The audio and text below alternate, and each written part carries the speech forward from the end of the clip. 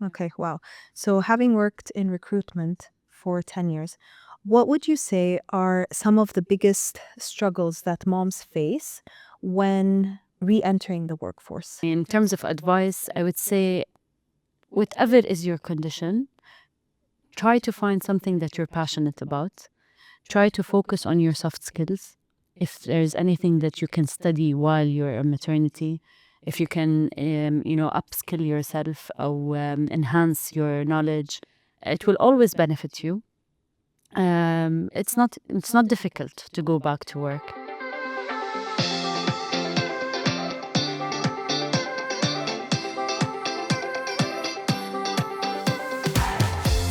Hi, everyone, and welcome back to another episode of the Madinat Mom Podcast.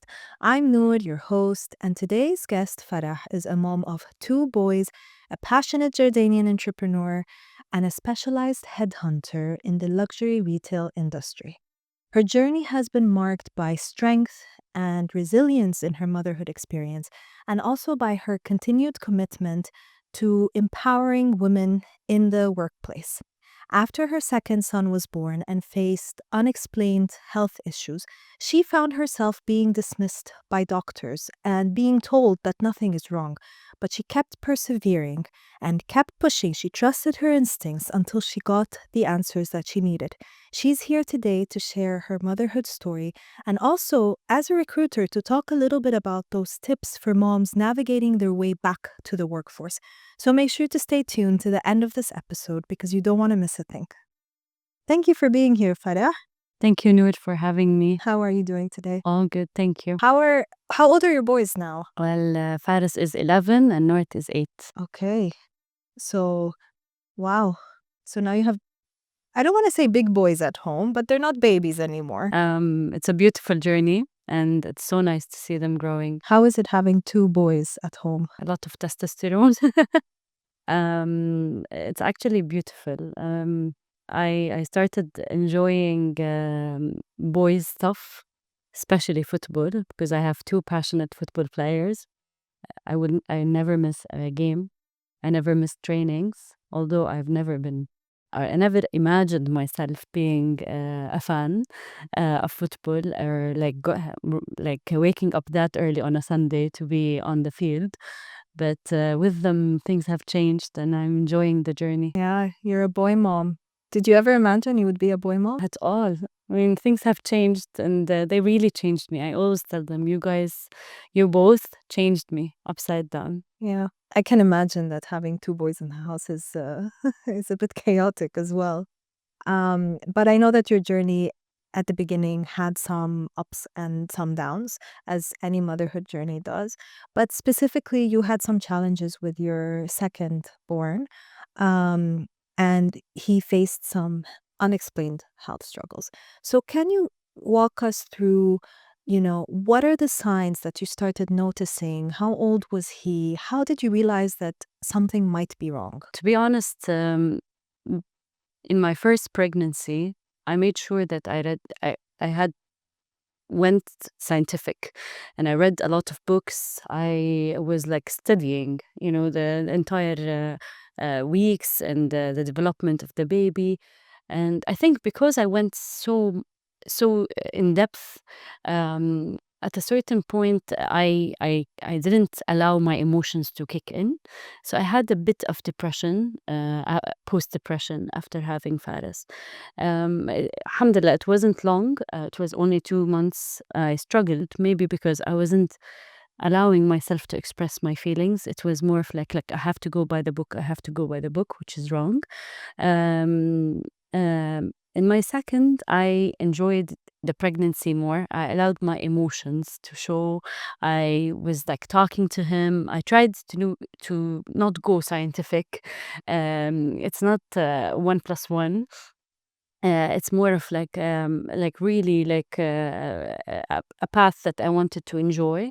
Every day was special, and up until the delivery. I mean, of course, it wasn't an easy delivery, but 2 days after, I I I was I felt like there's something. He had diarrhea.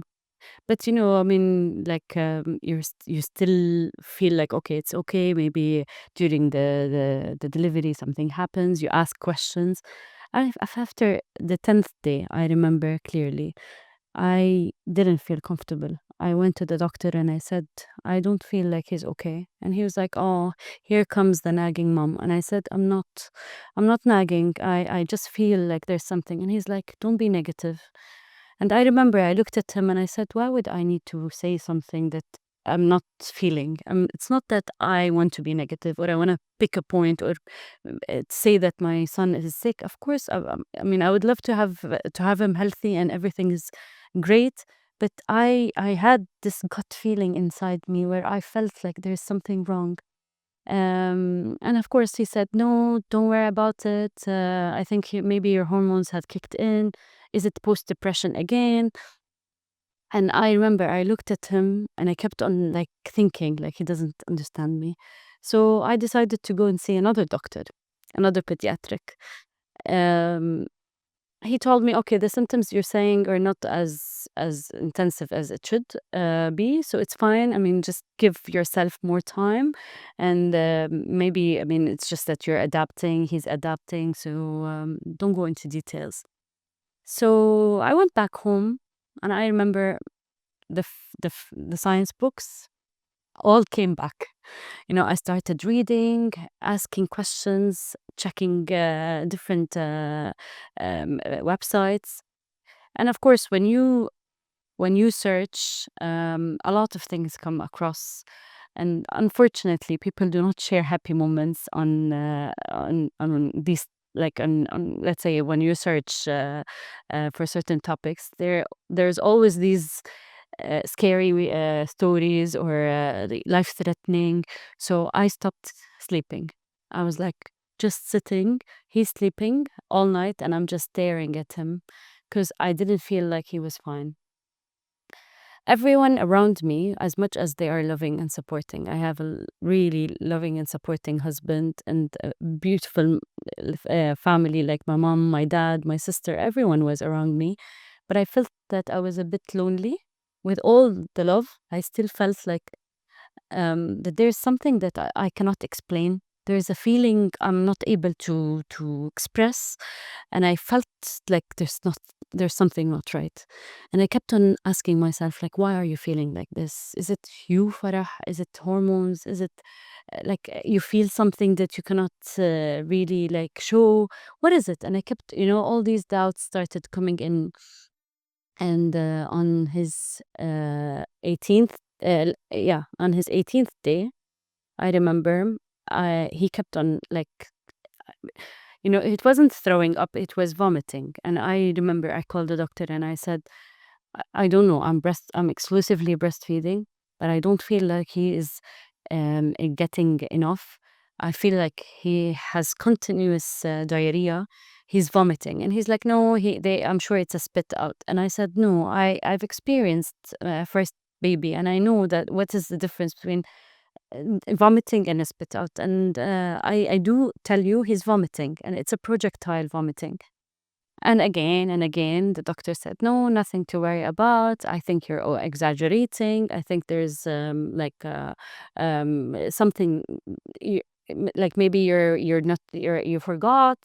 Maybe like I mean, it was just like a phase where I kept on saying there's something, and everyone around me was saying there's nothing. And of course, when he reached almost a month, it was enough. I didn't stop seeing doctors. And of course, unfortunately, there were different diagnoses. Every doctor said something. And, you come back home, you try to digest and you try to revise, okay, all the details that you got, but still my gut feeling was telling me there's something different.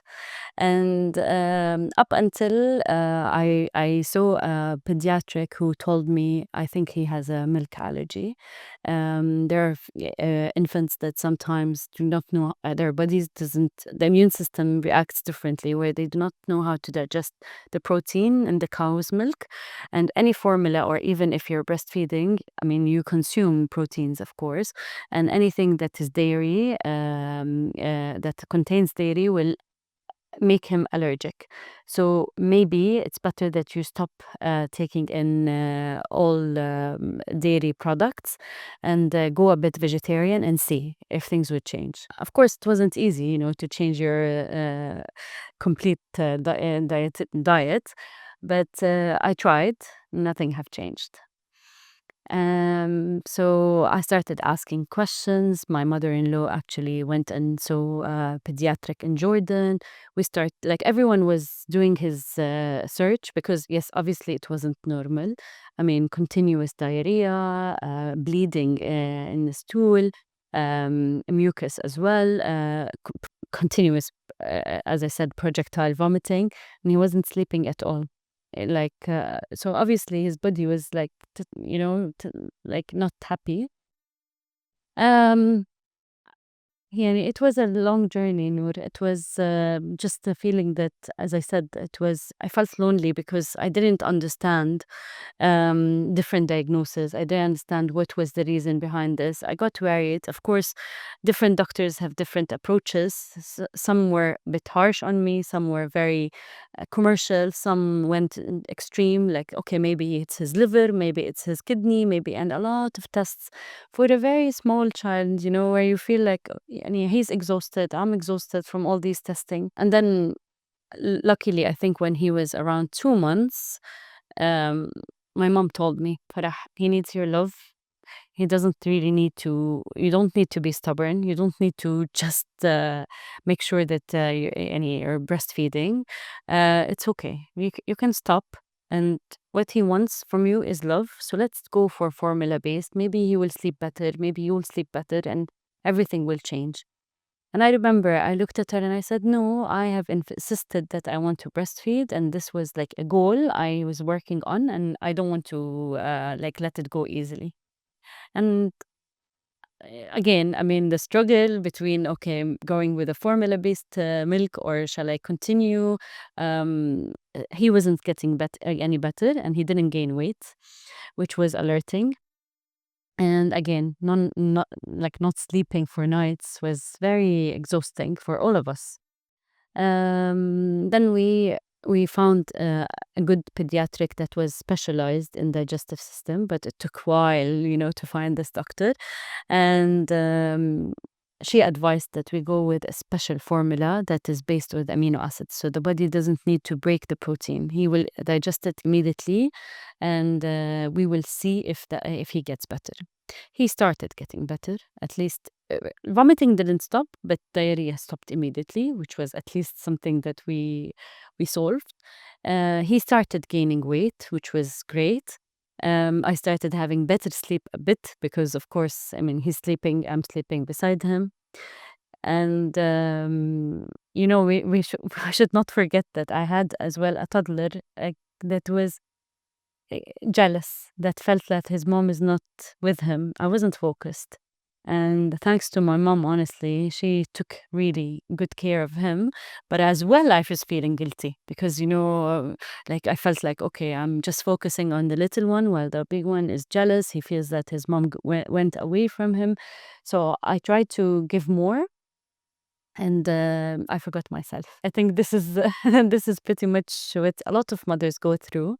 I'm not saying that we need to be selfish. Of course, it's so nice, the feeling of being a mother and giving and loving and, showering them with everything they need. But it's a small, thin line between losing yourself and remembering who you are and what you need. I needed sleep, and I refused to ask for it again. So this is something I always tell my friends or the new moms: ask for help. It's okay if you take a day off. You will give 10 more days with extra strength. It's okay if you say, I'm exhausted, I want a nap. It's okay. I mean, it's not like you're a bad mom if you ask for help or if you ask for a break or you needed the support. I think being alone here in Dubai made me, or I don't know. I mean, if it's me as well, I felt like I'm the mother and I need to be the superwoman, taking care of everything, including my work. And I didn't want anyone to point on me and say, "Oh, she's tired or she needed help," or which is wrong. But at that point, that was the feeling I had, and alhamdulillah, يعني he started getting better day by day. It took us 8 months. He was still vomiting, but it was another thing as well, along with the allergy and يعني different things were like handled. خلينا نحكي step by step. I struggled for the first 8 months with NARDs, and things gradually started getting better. And we didn't know whether he's gonna have this allergy for life or he's gonna overgrow it. And of course, that was something I was studying all the time up until his 1 year, 3 months. We, I remember me and my husband put him in the car. We took yogurt and we stood exactly beside the emergency exit of the hospital because we didn't know whether he's going to react back or not. And we had the first spoon in, and we were just staring at him to see whether his body is going to react, if his face is going to يعني ينتفخ، ممكن إنه يستفرغ immediately، يعني different reactions. And he was like looking at us, we want more.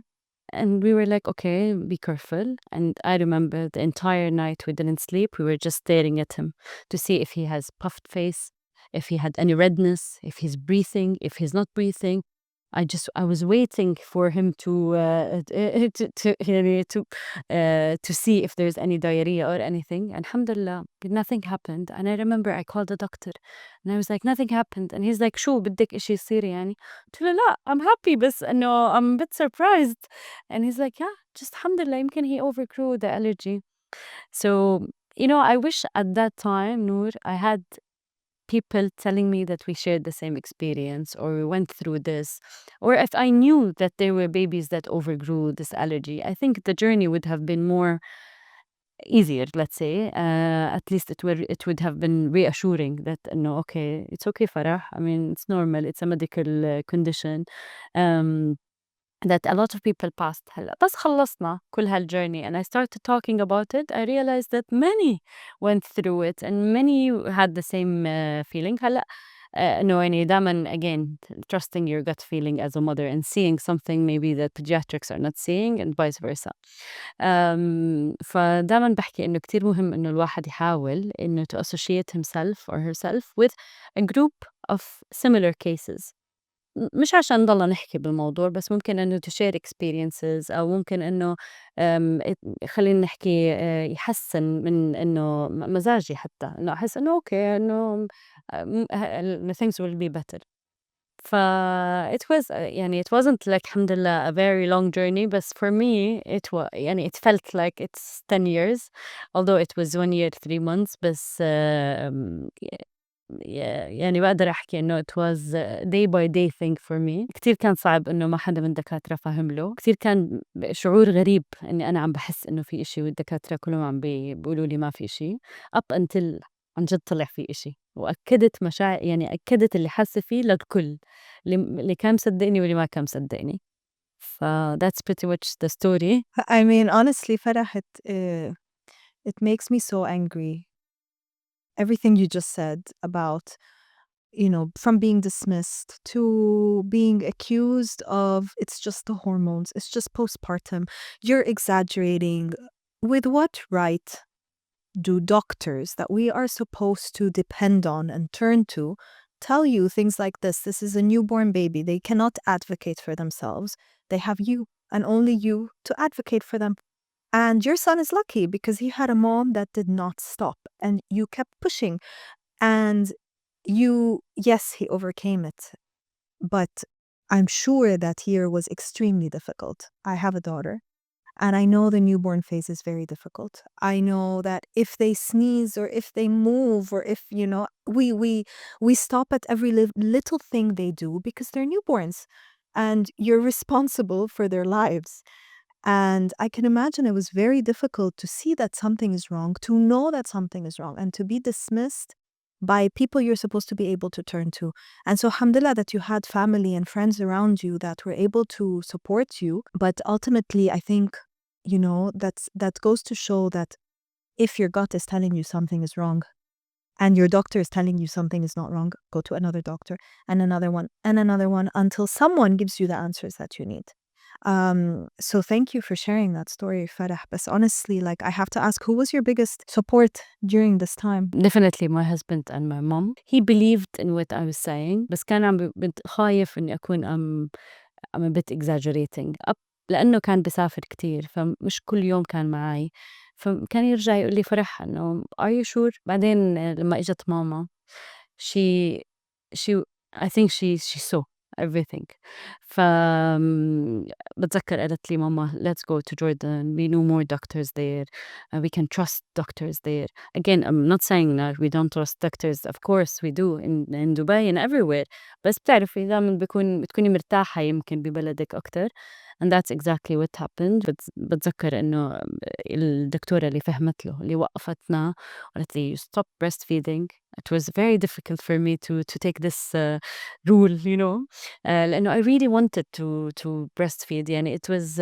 something I was insisting on بس by end of the day أكيد بدي مصلحته so I stopped myself we went into this formula I was following up with her تعرفي بالبداية قالت لي شكلك دلوعة بتذكر طلعت فيها and I was in tears and I was like ليه بدي أتدلع إنه why would I say something that is not correct يعني ليه بدي أنا to pinpoint إنه ابني ما له إشي هو ما له إشي بالعكس I would love that he's healthy and nothing is happening I was ready for this journey as motherhood إنه كنت حاسة إنه all the things that I didn't do with Faris I want to do with Nour and vice versa بس بتذكر طلعت عليها قلت لها من بين كل الناس أنا الوحيدة اللي يمكن ما بتطبق علي كلمة مدلعة قلت لها I'm not وبس أنا عم متأكدة إنه ما له إشي وبلشت التست وشي confirmed إنه yes he's allergic he had many allergies actually yes إنه she immediately stopped me as I said from breastfeeding وبتذكر طلعت عليها قلت لك مش دلوعة لإنه كتير كنت حاسة إنه ما حدا فهمني، بس حلو إنه تعرف إنه يعني لمّا عرفنا السبب خلص things became better or easier let's say. Yeah. I mean, honestly, like these comments it's not okay to tell a mom that's coming to you for help and that's coming to you for advice that whether it's شكلك دلوعة, the comment, or whatever other comments are, عن جد, they're not okay. And it's a good thing that you kept pushing. But for the moms out there that their kids might be going through something and they know that something is wrong, what would you tell them? What kept you, so convinced that something is wrong despite being told by all of these doctors that nothing is wrong? Your gut feeling. As a mother, you know better than anyone else. You feel and you sense things differently. It's nice to take advices لأنه ممكن نكون مش عارفين أو ضايعين بس trust your gut feeling. Trust what you're seeing. عنا الله عطانا قدرة مع أولادنا ما حدا عاطيها لأول حد تاني أنت بتحسي فيهم أكتر ما حدا بأي حد تاني بحس فيهم. And to add to that, I mean, my pregnancy brain is not going to help me remember the exact word I'm looking for, but studies show that the moms have a certain connection with their kids, and that's why we're the first ones that hear the baby cry. We're the first ones that feel with the baby. We're the first ones that react. I mean, I know sometimes in the middle of the night, my husband and I are sleeping, and my daughter, when she starts crying, I'm the first one that's up, and he's in his deep sleep, and I have to really wake him up to tell him, hello, there's a baby in the house that's crying. And there's a scientific reason behind it. And that's because of the connection that moms have with their kids. So as you said, really trusting your instinct goes a long way. But you were juggling at the time, having a newborn, you were juggling having a toddler at home and your agency. Is that correct? Did you have your recruitment agency at that time? To be honest, Nour, yes. I mean, I established my agency, and that was my dream 2 months before knowing I was pregnant. I remember I looked at my husband and I was like, this is my third baby. Ajada Consultants is a dream that I wanted to put in place. And as much as I want to be a mother and I want to give all my love and support to these two boys, I will not stop working. And I always felt like the pregnancy was going along with the growth of the agency. Of course, as any entrepreneur in the beginning, I had to go for many meetings, show up, and explain and present, the company and the services we're providing. And I remember in one of the meetings I went and I was a bit like big. And I remember the MD looked at me and he was like a bit um, مستحي يعني and he looked at me and he's like, are you ready? Are you really able to give this service? And it's a challenging role, or it's like he didn't want to tell me you're pregnant and you're going to go into delivery. And I said, no, I mean, please give me this challenge, this project. I love challenges, and I will prove to you that I'm up to it. I went out of his office. I was 36 weeks. I gave birth on the 37th week. It was an early delivery. And I remember he emailed me and I replied back. And I was in the delivery room. And, I remember nurses were like, you're a workaholic. And I'm like, yeah, but I have to reply. I didn't want to lose the client. I wanted to make sure that what I promised is happening. And honestly, I did deliver and he was very happy, but at the same time, very surprised. Like I gave birth and everything was like going on while I'm having Nour. And I mean, of course, he's someone I established a good professional relationship with till now. And we always laugh about it like, okay, I can't believe that you sent me an email while you were in pain. I can't believe you answered me when you just gave birth. And, like I made it happen, let's say. Of course, not easy. بس الحمد لله as I said, it was my third baby and I didn't want to let go. So I was making sure that I'm doing everything. Talk about multitasking, right? Only a mom can multitask that way. Be, in the hospital after giving birth, answering emails. But how did you manage it? Look, I mean, I'm not gonna come here and say it was easy. It wasn't easy. There were a lot of tears in place. I felt like I was juggling between, as I said, like Faris, Nart, and his condition, and remembering that I'm a wife, and remembering that I'm a daughter, and remembering I'm a sister, trying to, and a friend as well. I wanted to still give everyone what they needed from me. Um, Look, I mean, I think when you're passionate about something, you make it happen. And that's something I always share with mothers. Do whatever you like, Then when you're passionate about your work or what you're doing, you will find the time to do it, and you will create, the balance. Again, it's not easy, but everything is doable. Nothing for us as women. I always believe how strong we are.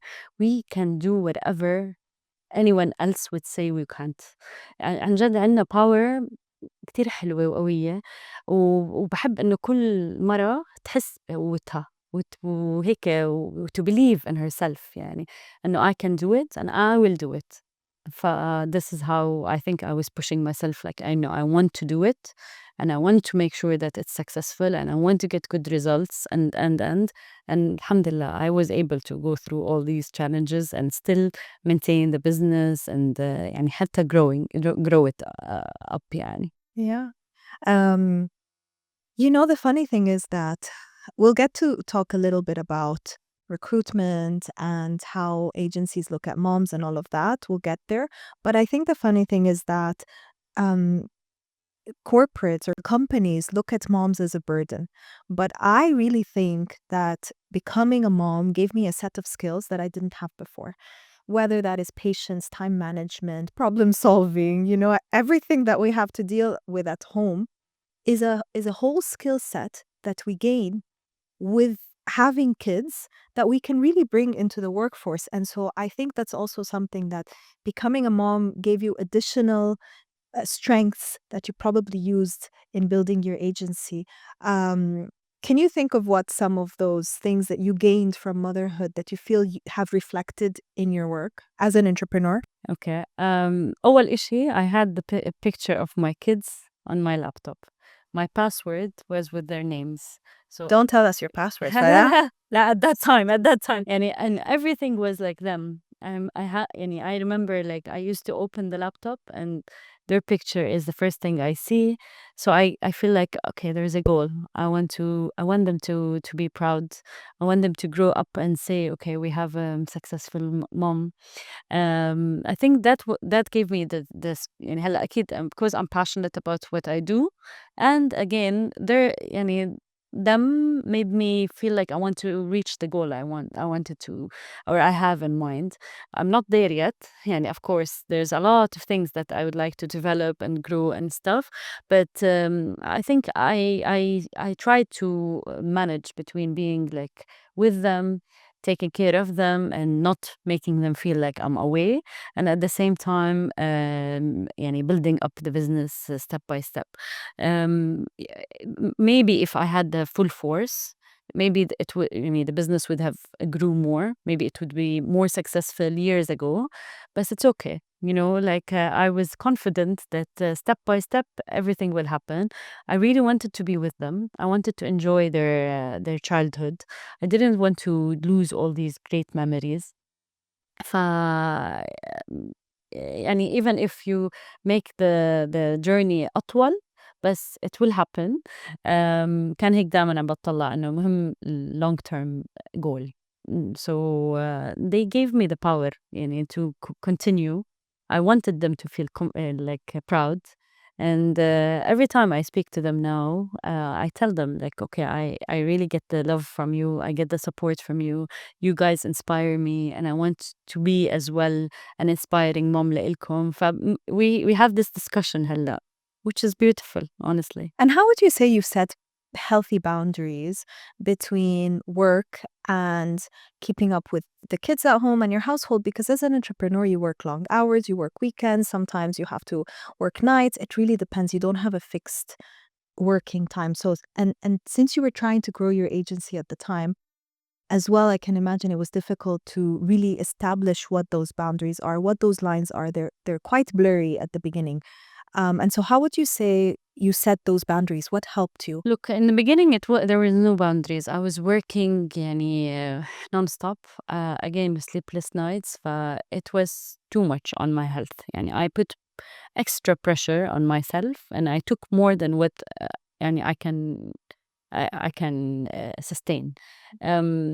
I've learned إنه balance is important. What I did is that when they are at the nursery, I utilize my time to the max. I actually put my phone aside. I don't allow anything to distract me. I'm focusing. وهقول هدول ال 4 or 5 hours is like the time where I need to really do a lot of work. Well, I used to leave other administrative things or like things that I can do without the need of like interviewing or talking to people till night. So I used to, the schedule was like I wake up with them. I drive them to the nursery. I start working nonstop up until I pick them up. We go back home. We have lunch together. I think at that time they used to have a bit of an app where I used to do my interviews in. I think they had an hour and a half where I used to utilize. So every day I had meeting at that time because I knew they're gonna be on a nap and their nap, and then I used to go out with them. All these activities that you do with your kids. I was doing in the afternoon between 4 and 6. Then of course bath and preparation for sleep time. And then I will work for another 3 hours, and then I will go to bed. So I can tell you, like I wasn't working constantly, and it wasn't like an office based style where I'm working from 9 to 6. That it was more of like يعني مقطع بس full force. I think that's one of the biggest hacks that mothers can use for balancing or juggling multiple things at once, and that is time blocks, setting those time blocks. Because as you said, probably you can be most productive in the morning when your kids are whether napping or at school or in nursery. And then the afternoons are going to be a bit chaotic with the kids back home, and you want to spend some time with them and then maybe a little bit more in the evening. But that also sounds like it was a very heavy workload on you. Do you feel like throughout time you found a balance that works better? Of course, when they grow up, things becomes easier because they're more independent. They understand that you have work. يعني how much they need you becomes a bit less in physical need. I mean, you don't have to يعني walk them. They can walk alone. You don't have to change diapers. You don't يعني كل هالأشياء بتصير أسهل. ف things started stabilizing. هلا طبيعة شغل جوزي كان فيها سفر كتير. I kind of created my routine and my يعني working hours according to what was their يعني schedule.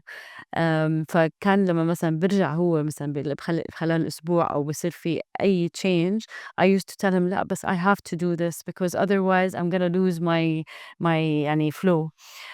Which he respected يعني. He did see how much I was trying to be very careful يعني in every hour. I will not lose an hour. فطبعًا أكيد لا كنت باحضر تلفزيون ولا كنت عندي هذا الوقت to socialize يعني. بس I was happy, I was like I was happy to be able to do everything. And moving on a little bit, Farah, into your professional background, as you've mentioned, you own a recruitment agency. And having worked in this field for how many years? From 2015. Okay, so that's 10 years. Okay, wow. So having worked in recruitment for 10 years, what would you say are some of the biggest struggles that moms face when re-entering the workforce? It's a very good question. Um, Look, I think that the challenge that mothers face is depending on what يعني what was the condition. If they are working before or during their pregnancy, they were working and they're taking maternity leave and coming back to their jobs, أو إنه قرروا إنه ياخدوا بريك وبعدين يرجعوا. اللي قرروا ياخدوا بريك وبعدين يرجعوا بحس بيكونوا more looking into roles that are shorter in working hours, which I appreciate. I understand إنه بدهم يقضوا وقت أكتر مع أولادهم. اللي بيكون متعود على long hours أو office based roles بيرجع بسهولة and they will find a way to يعني to balance. So um, what is يعني in terms of advice, I would say whatever is your condition, try to find something that you're passionate about. Try to focus on your soft skills. If there's anything that you can study while you're on maternity, if you can, upskill yourself or enhance your knowledge, it will always benefit you. It's not difficult to go back to work. As I said earlier, عنا قدرة نحن إنه to make things happen. وهذا أحلى إشي بشوفه بالامرأة، إنه بتقسم وقتها، عندها دافع كتير قوي بيخليها تضلها to keep on moving. So my advice is basically إنه regardless إيش in this job أو position that the person is in, كل وحدة to assess, okay, what is the thing that I need to work on, what is the thing that I need to develop، وتاخد فترة وهي تشتغل على هاي السكيلز أو على مثلا certificate that she wants to gain.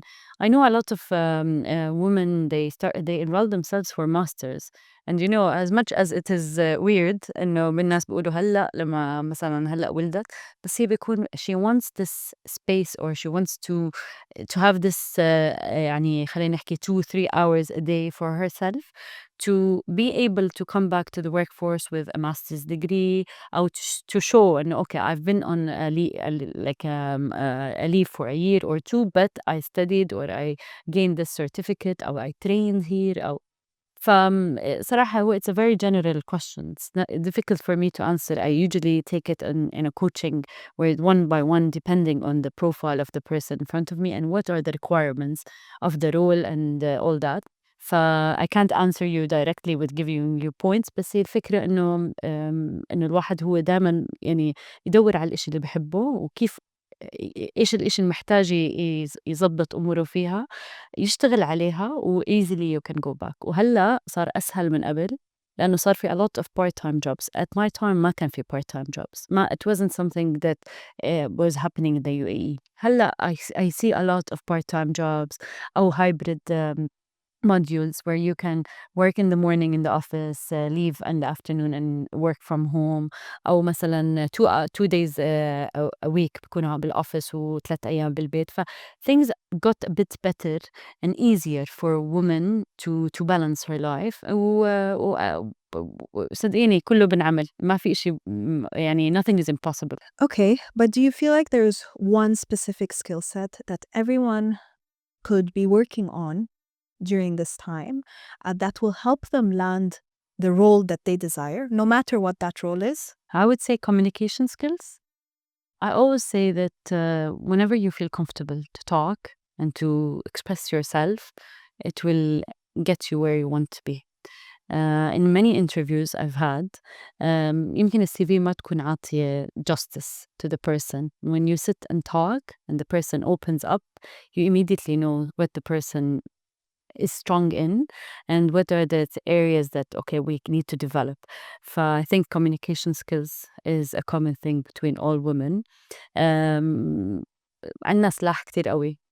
We can يعني عنا good ability to multitask, عنا good ability to follow up. We're very good in time management I see. لأنه زي ما قُلت لِك إذا حطيتِ إنه goal بعقلِك إنه بتقولي لأ أنا I want to work in these 3-4 hours and I don't want to be distracted. You really put your time يعني in frame you don't allow anything to affect it. باحس هدول الskills الموجودة عندنا by nature كتير بتفيدنا بسوق العمل. Do you advise women to put the maternity gap or leave, for the lack of a better word, it's not leave, but do you advise them to put that on their CV? Usually no, we don't put it, but it's as I said, we can communicate it and talk about it. Yani once you get asked, no, okay, I can see a gap. What have you been doing? You can say, I've been focusing on my family, I've did this, or my family needed me. And honestly, it gives a better view about the person. And okay, this person knew at a certain point that she wanted a break, and this break was for this period of time for that purpose. وهلأ خلص عارفة إنه she's better, she's able to do it. فرجعت حالها وعم بتدور على شغل. I see it as a strength honestly. بس ما بنكتبها هلأ على الCV. We usually get asked, and once you يعني get asked, you answer. Mm-hmm. But if it's not on the CV and the CV has a big gap of a couple of years, would that still encourage recruiters to call the mom in and understand what happened? هلأ it depends on the recruiter. بس for my يعني أنا شخصيًا I will immediately call the person and ask, okay, so since that year what did you do? Did you work on any project? هلأ إذا كان زي ما حكيت لك قبل إنه كانت الامرأة قابلة إنها يعني تشتغل على حالها بأمور تانية. if she got trainings, if she got certification أو إشي, it's justifiable to write it down and say ongoing دراسة مثلًا أو إشي. it shows that okay the gap do include something else that the person was focusing on. في أوقات معينة yes I can tell you إنه recruiters ممكن يقولوا إنه okay it's a long gap, what was this person doing. بس I always say إنه لازم الواحد ينعطى chance by at least a phone call to try to understand okay شو السبب. وأنا for me I completely understand that there are women who like to give full attention and full time to their kids, and it's something beautiful. ما في حدا يعني هاي شغلة كتير مهمة نور، إنه ما في حدا صح وما في حدا غلط. يعني كل واحد بيعمل his own success story. It's choices by end of the day. There are a lot of يعني great moms that decided to be full-time moms.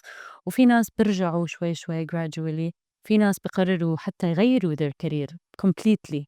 A career shift that suits their new lifestyle أو their motherhood tasks. regardless, whatever is the choice or the يعني decision you take, I always believe that يعني it's right. On that note, what advice would you give for moms that are anxious or worried about going back into the workforce? I do see a lot of fear, honestly. When I interview candidates, I do feel like, okay, I don't know whether I've lost my skills, or I don't know if if I'm good enough. I always tell them, no, there's a huge drive inside you looking for a job. You worked on yourself. You've studied this certification, or you've done that, or you enhanced skill. what بسأل شو الجول؟ وصدقيني 3/4 الأوقات بتكون إنه الجول إنه I want مثلًا my kids to look up to me، أو I want to utilize my time better. مثلًا especially لمّا بيكبروا الولاد بصير في عندِك وقت أكتر شوي. فباشوف إنه هلأ كتير ستات عم بيرجعوا على سوق العمل بعد ما أولادهم تخطوا ال5 و6 سنين. باحس إنه بيكون في fresh start, new blood, good drive and يعني أنا باشوفه a great addition to any team. بس again لو حتى قررت الامرأة إنه تاخد break, if it was more than a year, it's always beneficial that she keeps herself updated. إنه ما تبعد، لأنه technology is going super fast and ما بدي توصل لمرحلة يكون صعب إنها ترجع تفوت أو تحس إنه هي she's lacking confidence. By end of the day كل حدا بيقدر يشتغل وكل حدا بيقدر يبدع، وأهم إشي إنِّك تلاقي الإشي اللي بتحبيه زي ما حكيت هلأ أكتر من مرّة، لإنه once you find it you will excel in it and the sky is your limit. And for anyone interested in working with you, we can add the link to your agency in the show notes below. And that way you can reach Farah through that link, ask any questions that you have, or potentially work with her agency as well. And Farah, to end this episode, for the mom out there that's listening, potentially going through something similar that you went through with her newborn or her kids, or potentially listening in because she's just wondering whether going back to the workforce is right for her or not, what advice would you give her for the mom that's out there wondering, feeling a little lost and feeling like she hasn't been able to find herself in this journey yet? What advice would you give her? And if you like, you can give that to the main camera. Honestly, it's gonna be short and straightforward. Just believe in yourself. Believe that you're strong, you're able to give, and there's plenty of opportunities waiting for you. Maybe it will take step by step. As I said, nothing comes immediately and easily, but you can do it. And I think you need to trust the process, trust yourself. Motherhood is a beautiful journey and it gives you a lot of strength. And as I said in the beginning, a lot of as well goals, new goals in your life, where if you really push yourself forward, you will be able to achieve. So never stop believing in yourself, and you will do it. Thank you so much, Farah. Thank you for sharing your story and for sharing some of those valuable tips for moms that are navigating the new world of the workforce today. And thank you all for listening as well. Remember that if you've enjoyed this episode, make sure to hit that subscribe button below, hit that like button. And if you have a story of your own to share, you can always reach out to me. You can always find me on Madinat Mom's Instagram, on contact@madinatmom.com, or on www.madinatmom.com. Until next time, make sure to take care of yourselves as fiercely as you take care of your little ones.